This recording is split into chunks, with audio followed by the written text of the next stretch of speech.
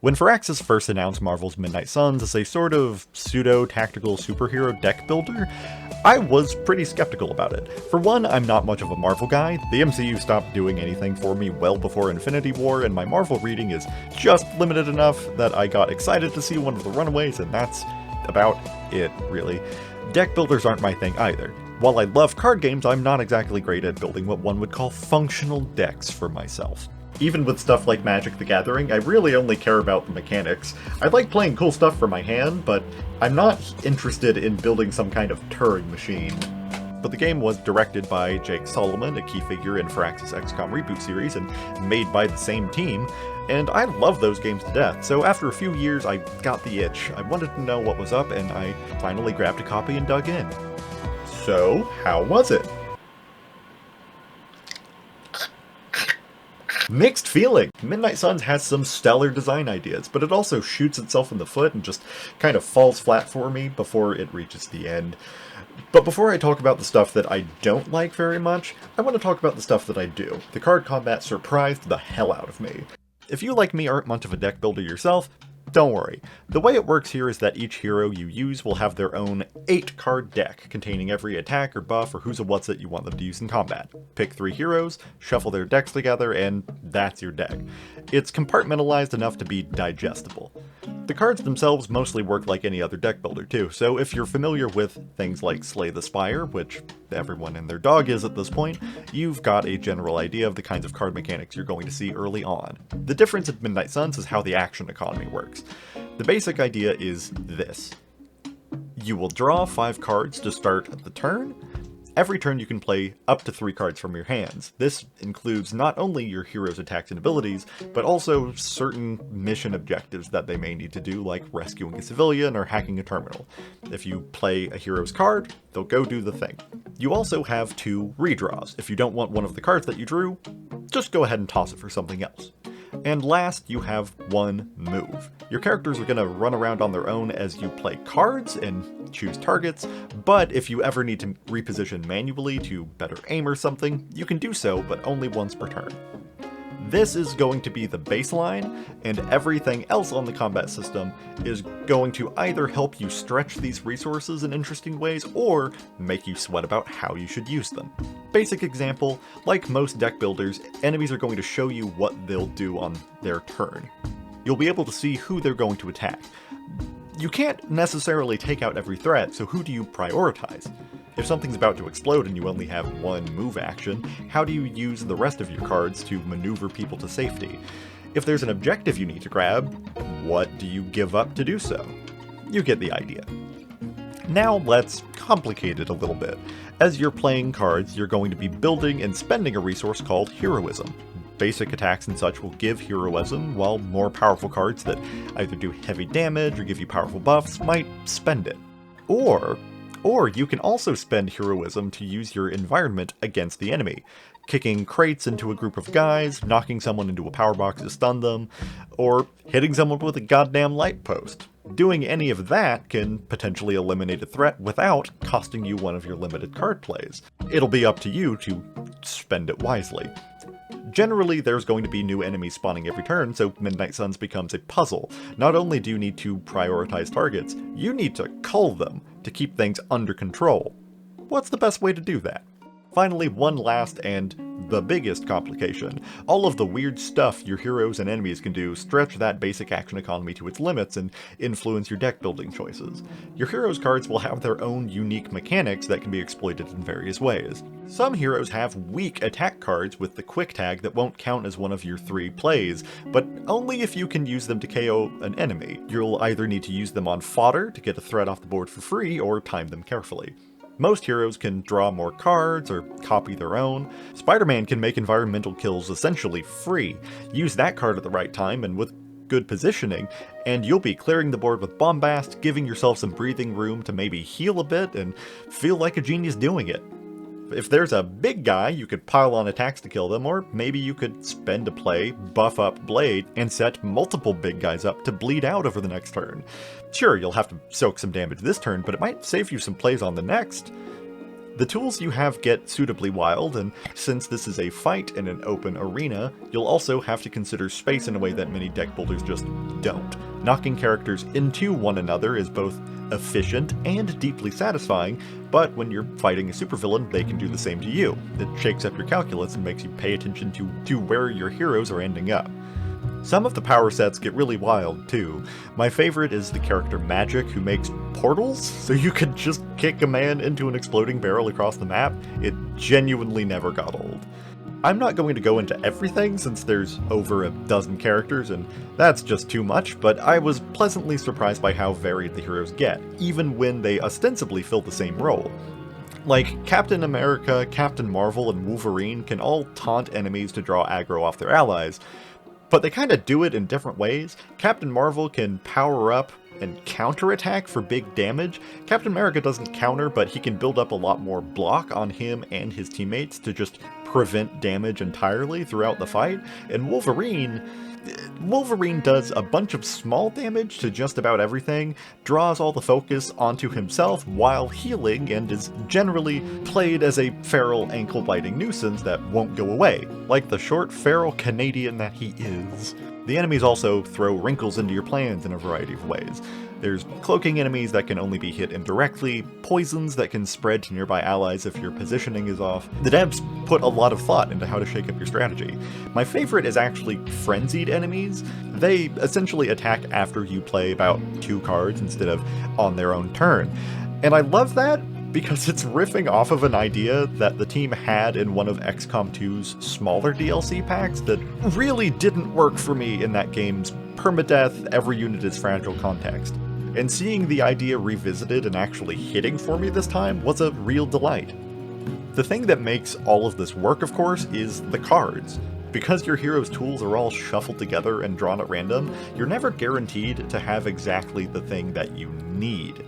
And that goes a long way to keeping combat interesting. Another game that I've played this year is Baldur's Gate 3, a game where you can have so many spells and potions and trick arrows and scrolls and stuff that by the end, you can kind of do anything you want to on your turn. And I ended up doing the 1 or 2 things that consistently work instead. When your barbarian's hammer of choice is chucking an exploding spear at somebody, boy howdy does everything start to look like a nail. Midnight Suns will never guarantee you have what you want, so you'll have to just make the best out of what you have instead, and that is an infinitely more fun problem to me. At its highest points, Midnight Suns hits the same emergency triage notes in my brain as something like Into the Breach. And that's possibly my favorite game ever, so I don't say that lightly. I like Midnight Suns combat missions quite a bit, is what I'm saying. The only real criticism I have of them is that because the arenas are flat and kind of terrainless, the relatively small set of side mission objectives can actually start to feel repetitive pretty quickly, but it's fun enough that it doesn't really get stale to me even then. Unfortunately, it's outside the combat where I start to have problems. 2 problems, really. One small and subjective, one big and a real game ruiner for me, but we're gonna start small by talking about the writing. Not the story, mind you. The story is, I mean, it's fine. This being a licensed superhero game, the story is about exactly what one would expect, isn't it?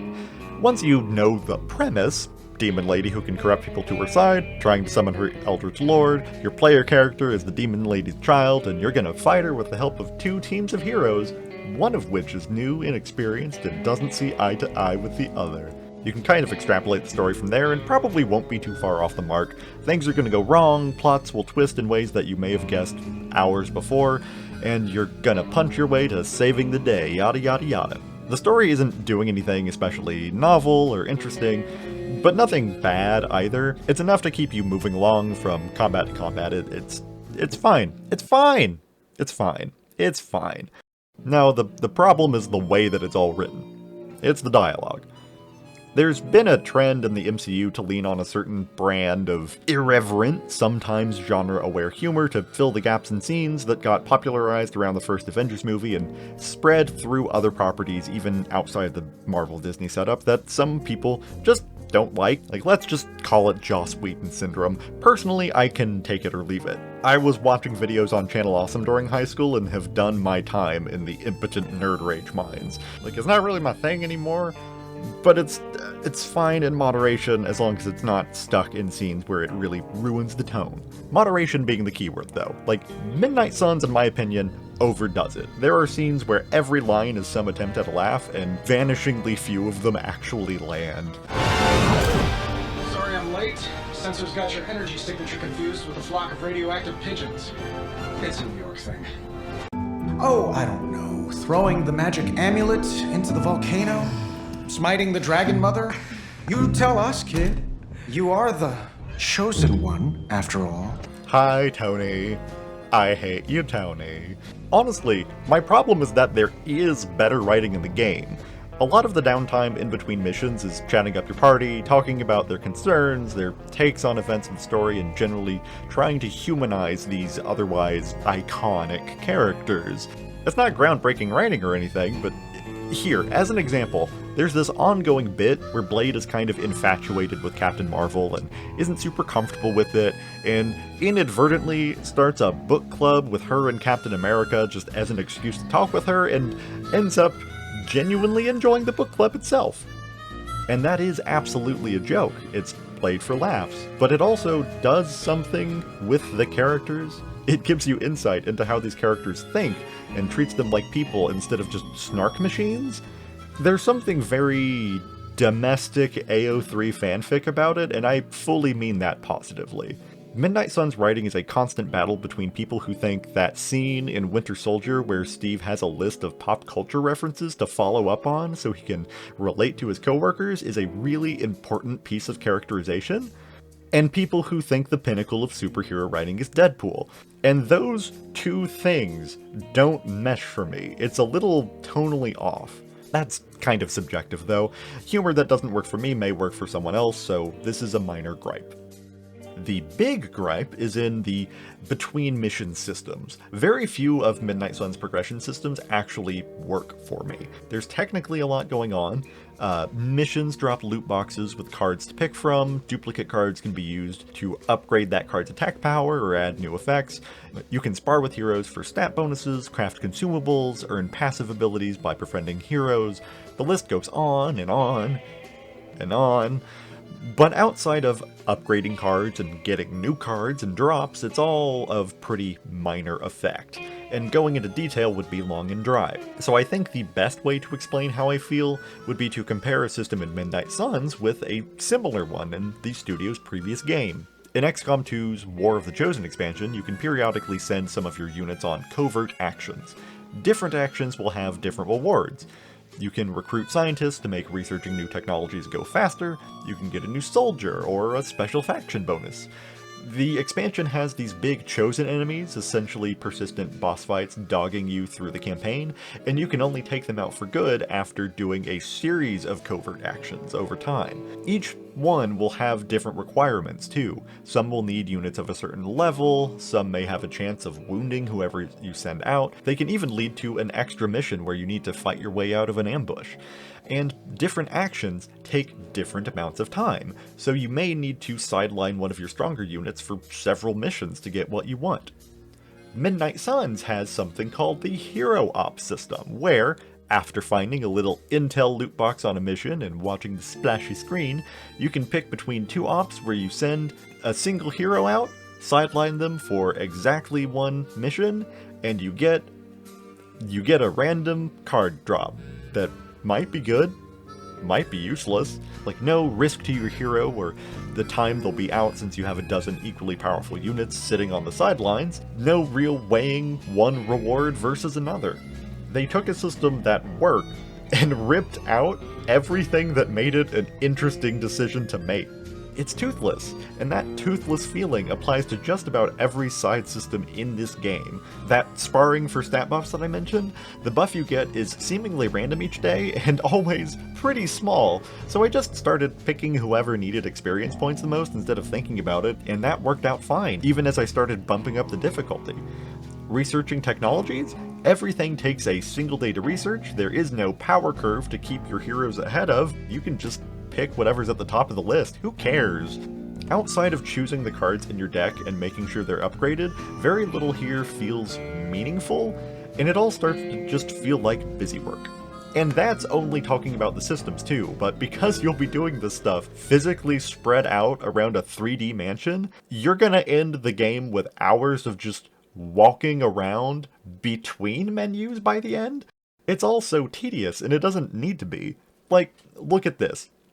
If you pause, you can bring up a menu of all the available research texts.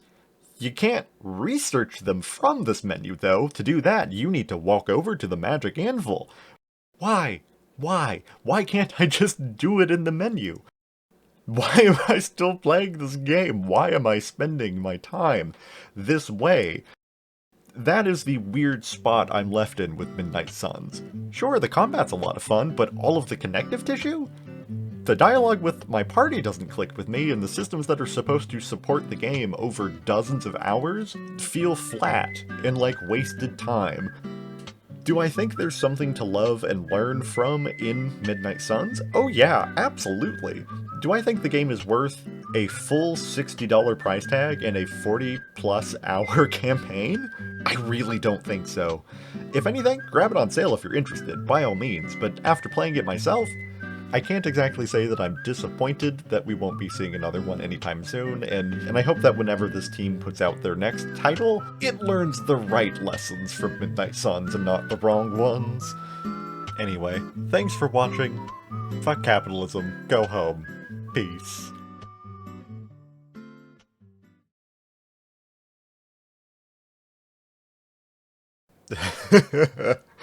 Oh, where's your body? Oh no, Nico.